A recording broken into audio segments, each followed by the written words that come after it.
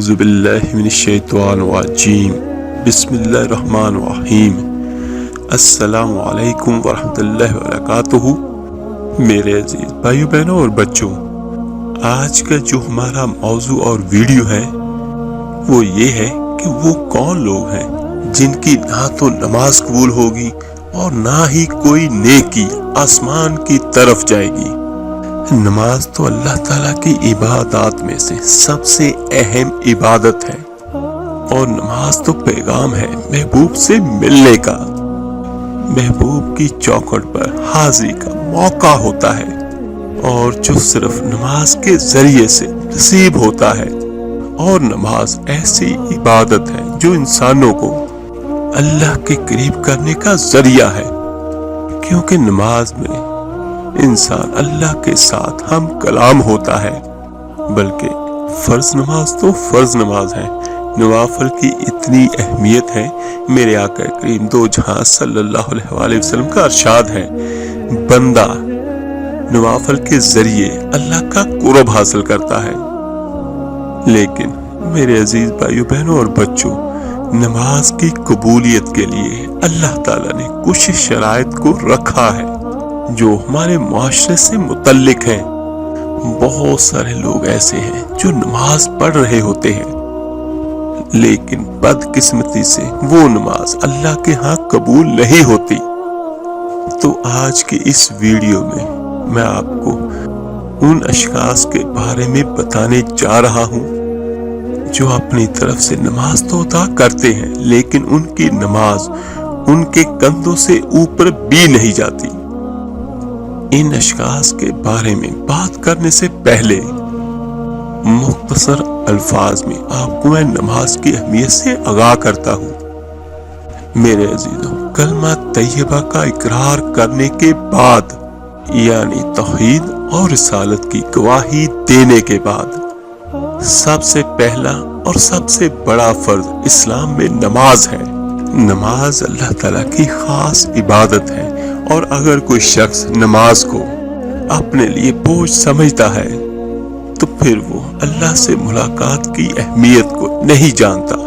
نماز کے لیے جب اذان پکاری جائے تو بندے کو خوشی ہونی چاہیے کہ میں اپنے اللہ کے حضور حاضر ہونے جا رہا ہوں، نہ یہ کہ وہ گھڑی پہ نظر ڈالے اور دل میں یہ کہے ابھی تو آئے ہیں اور پھر جانا پڑے گا۔ تو اس کا مطلب کیا ہے؟ پھر اس کو شوق ہی نہیں ہے اللہ کے حضور حاضر ہونے کا۔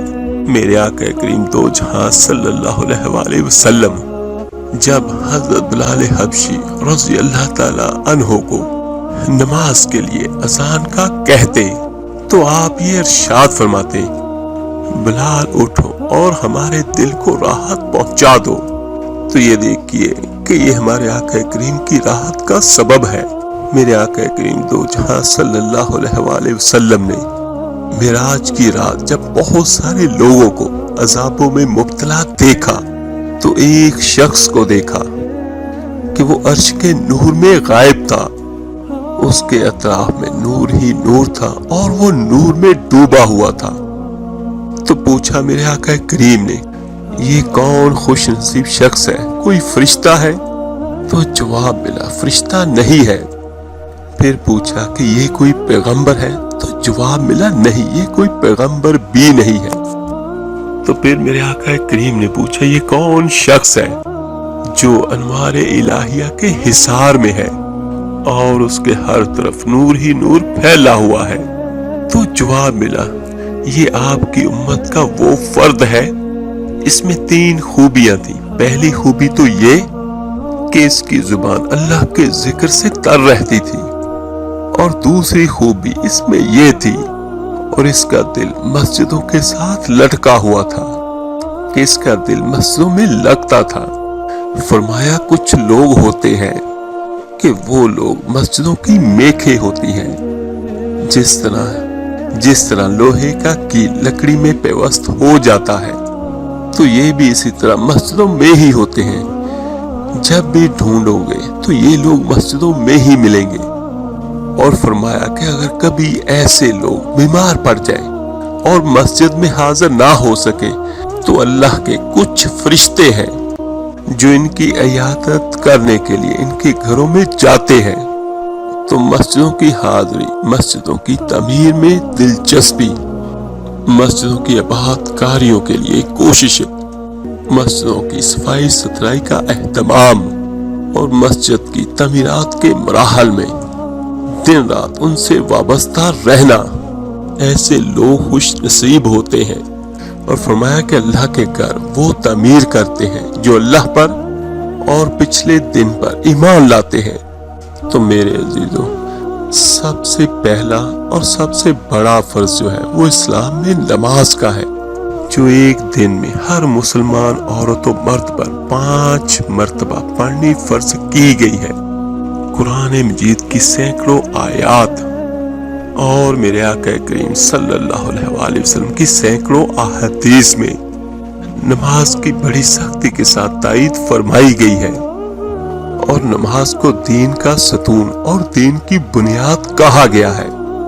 نماز میں اللہ تعالیٰ نے یہ خاصیت اور تاثیر رکھی ہے کہ وہ نمازی کو گناہوں سے اور برائیوں سے روک دیتی ہے، مگر ضروری ہے کہ اس پر پابندی کے ساتھ عمل کیا جائے اور نماز کو ان شرائط اور آدابوں کے ساتھ پڑھا جائے جو نماز کی قبولیت کے لیے بہت ضروری ہے۔ جیسے کہ حدیث مبارکہ میں ہے کہ ایک شخص میرے آقا کریم تو جہاں صلی اللہ علیہ وآلہ وسلم کی خدمت میں حاضر ہوا اور کہا کہ فلاں شخص راتوں کو نماز پڑھتا ہے مگر دن میں چوری کرتا ہے۔ تو میرے آقا کریم صلی اللہ علیہ وآلہ وسلم نے فرمایا کہ اس کی نماز عن قریب اس کو اس برے کام سے روک دے گی۔ میرے عزیزوں، حقوق اللہ کے ساتھ ساتھ اللہ کے نزدیک حقوق العباد کی بھی بہت اہمیت ہے۔ جو شخص حقوق العباد کا خیال نہیں رکھتا تو اللہ اس سے قیامت کے دن پوچھے گا اور اس وقت تک اس کو معاف نہیں کرے گا جب تک کہ وہ بندہ جس کے اس نے حقوق العباد غضب کیے ہیں وہ اس کو معاف نہ کر دے۔ اس لیے یہ بھی بہت ضروری ہے کہ حقوق اللہ کے ساتھ ساتھ حقوق العباد کا بھی خیال رکھا جائے۔ تو آئیے میں آپ کو بتاتا ہوں ان 3 اشخاص کے بارے میں کہ جن کی نماز اللہ قبول نہیں کرتا۔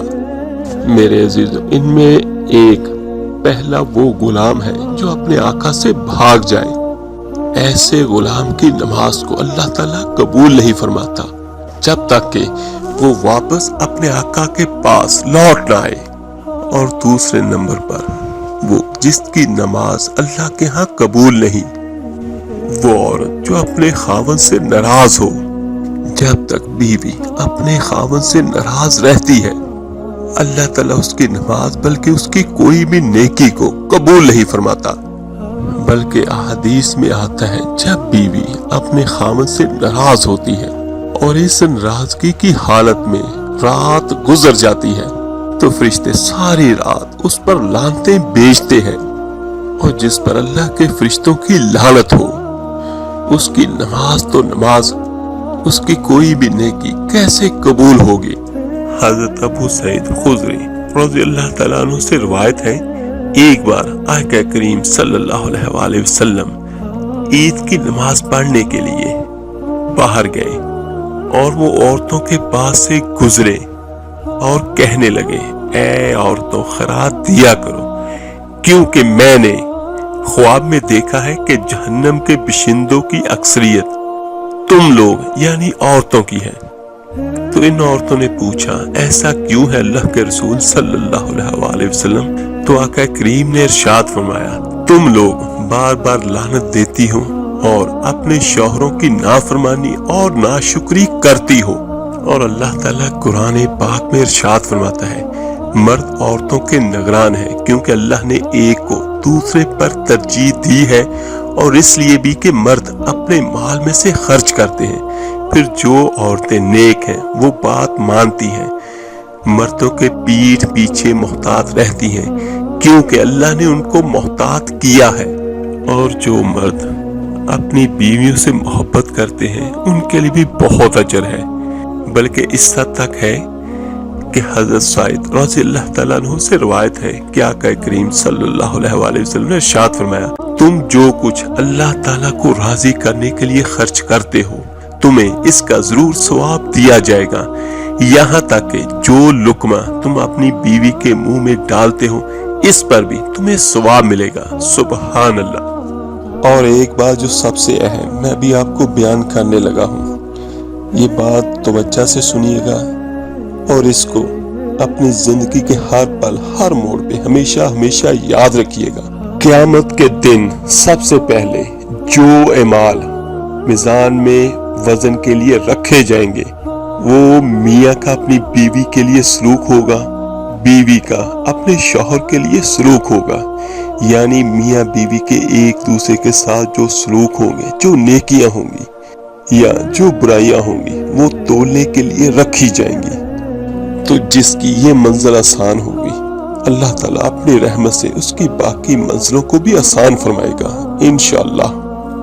اور تیسرا میرے آقا کریم نے فرمایا وہ شخص جو شراب پیتا ہو، جو نشہ کرتا ہو کہ جب تک کہ وہ ہوش میں نہ آ جائے، تو میرے عزیزوں یہ وہ 3 اشخاص تھے جن کی نماز کو اللہ تعالیٰ قبول نہیں فرماتا۔ اس لیے ہمیں چاہیے کہ اللہ تعالیٰ کی عبادات کرنے کے ساتھ ساتھ اللہ کی مخلوق کے ساتھ بھی اپنے معاملات کو درست رکھیں۔ کہیں ایسا نہ ہو کہ ہمارے کسی معاملے کی وجہ سے ہماری کوئی بھی عبادت اللہ کے دربار میں قبول نہ ہو۔ اللہ تعالیٰ سے دعا ہے اللہ تعالیٰ آپ کو، مجھے، ہم سب کو دین اور دنیا کی سمجھ عطا فرمائے، اور اللہ تعالیٰ سب بیویوں کو ان کے شوہروں کے حق میں اچھا کرے اور سب شوہروں کو ان کی بیویوں کے حق میں بہت بہت اچھا کرے۔ آمین ثم آمین۔ اس ویڈیو کو لائک اور صدقہ جاریہ سمجھ کر شیئر ضرور کیجیے گا۔ ہو سکتا ہے کہ آپ کے ایک شیئر کرنے سے یہ بات کسی کے دل پر اثر انداز ہو جائے، اس کی اور اس کے ساتھ ہی ہماری بھی نجات کا ذریعہ بن جائے۔ آپ میرے لیے دعا کیجیے گا، میں آپ سب کے لیے ضرور دعا کروں گا۔ اور ایک چھوٹی سی درخواست اور ہے، جو بہن بھائی نیچے کمنٹس میں اپنا مسئلہ بیان کرتے ہیں یا صرف اپنا نام اور اپنی والدہ کا نام بیان کرتے ہیں، وہ ساری چیزیں ایک مرتبہ میں ہی اکٹھی بیان کر دیا کریں، اس سے میرا تھوڑا سا وقت بچ جاتا ہے۔ یعنی جس میری بہن اور بھائی کو کوئی بھی مسئلہ ہو، کوئی بھی کسی بھی قسم کا، دنیا کا یا چاہے آخرت کا، تو وہ اپنا صحیح اور اپنی والدہ کا صحیح نام اور ساتھ ہی اپنا مسئلہ بیان کر دیں، تو انشاءاللہ تعالی میں کوشش کروں گا کہ قرآن و حدیث کی روشنی میں آپ سب کی بہترین رہنمائی کر سکوں۔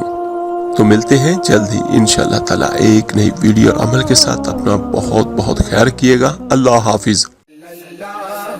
علیہ وسلم صلی اللہ علیہ وسلم۔